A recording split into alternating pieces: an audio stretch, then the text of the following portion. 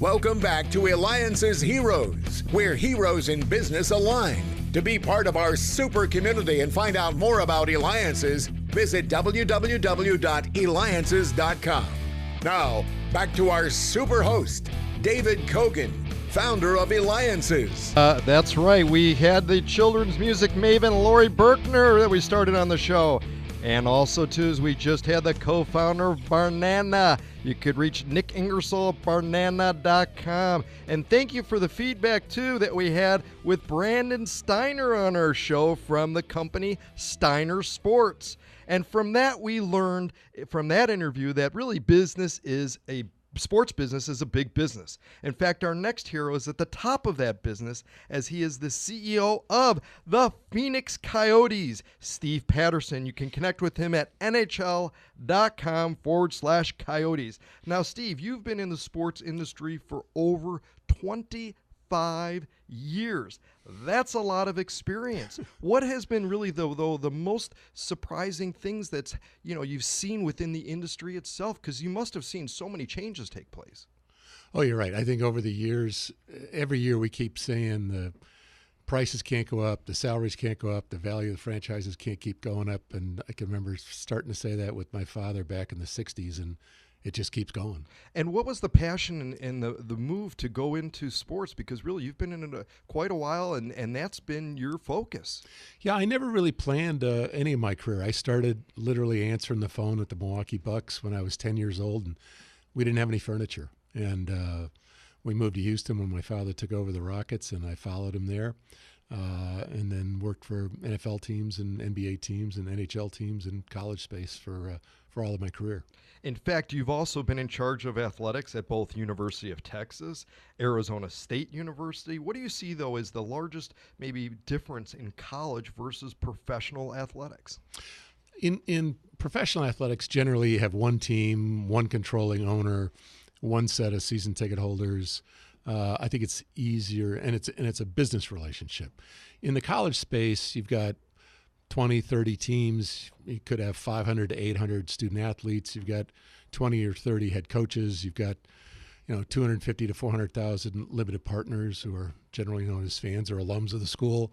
You've got to make sure you graduate the student athletes. You got to make sure they've got a safe place to grow up in their college environment. So it's a mix of a business relationship and really an educational relationship.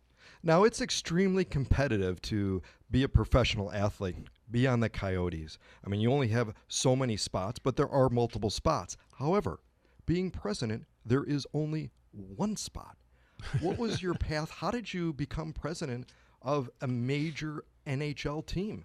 Well, I started at the Rockets and on the business side, and I had a law degree, and the NBA was changing at that time in the mid-'80s, and really needed moving out of being family businesses and needed legal help. The salary cap came into place.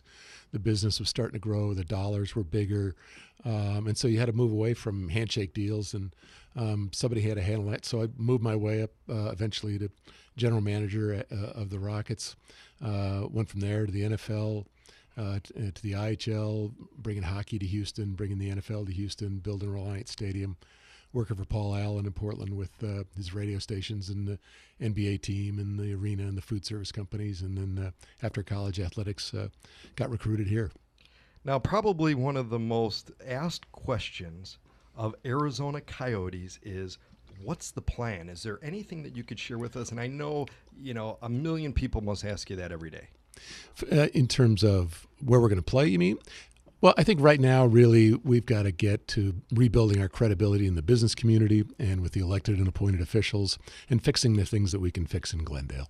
And then be able to look longer term down the road to see where ultimately for the next generation, really, because the team's been here a generation now, where's the best place for us to play for the second generation of the Coyotes here in the Valley? Now, having been involved in the industry for so long, and again, seeing so much, what are some of the maybe secrets that you can share for people that are maybe 10 years old and thinking, geez, I dream someday of being part of the team, less alone an executive role, less alone the president of it? Well, I think certainly you're going to want to get a good education. that certainly helped me, my law degree and my undergraduate degree in business from Texas.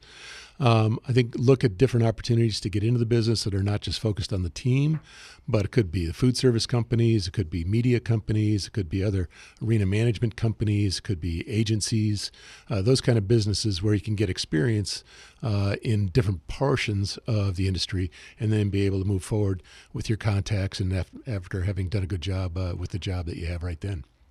And we're talking with Steve Patterson, the CEO of the Arizona Coyotes. You could reach him at NHL.com/Coyotes, because it's me, David Kogan, host of the Eliances Hero Show, the only place where entrepreneurs align. So make sure you check out Eliances.com. That's ELIANCES.com, where you could be immersed and surrounded by leaders, mentors, and so much more. In fact, talking about mentors and stuff, who did you have, or who do you have as a that you've used as a mentor, that really a go-to person asking those questions of, okay, how do I do, or what kind of guidance can you give me for next? You know, it was great to be able to work with my father for as many years as I did. We had a great relationship. We're very different people, but we get to work together for 8 or 9 years at the Rockets.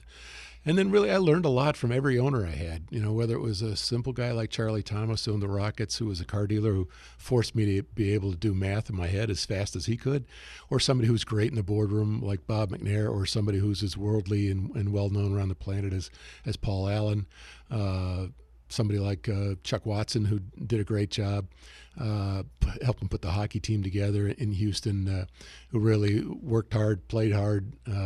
People that knew how to use financial leverage, like a Les Alexander or a Glenn Hart. People who knew how to use powerful leverage, like others that Ken Schnitzer that owned the team for a while. Tell me more about how it was like working with your father and that experience, and what you maybe remember most from that, because that's it's not so much of a common thing. No, it was really a joy. I think we only had one disagreement in the 9-10 years we worked together. You know, he's got a very high EQ, very bright guy, but you know, I'm a bit different. But I think a lot of times be able to have a lot of fun in negotiations, playing good cop, bad cop. I mean, sometimes we'd look at each other and go like, well, what do you need me to do? And I'd say, well, I need about a 30-second fit. And he'd go, okay, 30 seconds, I got it. You know, or sometimes it might be, no, you really got to go off on this guy, you know, for like 4 or 5 minutes. And then I can come in and go, well, look, you want to deal with this nutcase and the owner's worse than him, or you want to make a deal with me? So we had a lot of fun working together. Wow, that's just amazing. And again, we're talking with Steve Patterson, CEO of the Arizona Coyotes. What is like maybe a typical day? Because I think a lot of us don't have really an idea. We know, certainly what a day would be like as someone who's playing on the team, but I don't think we have a good grasp on really what does the president do. Sure. So this morning I'm here with you. Tonight we got a game. In between, I'll be meeting with our folks that do our merchandising and sales at the arena. Food service folks going to be talking to the ticket sales guys about where are we, looking at sponsorships for next year. We're working on our team down in Tucson. We own the AHL team as our minor league affiliate.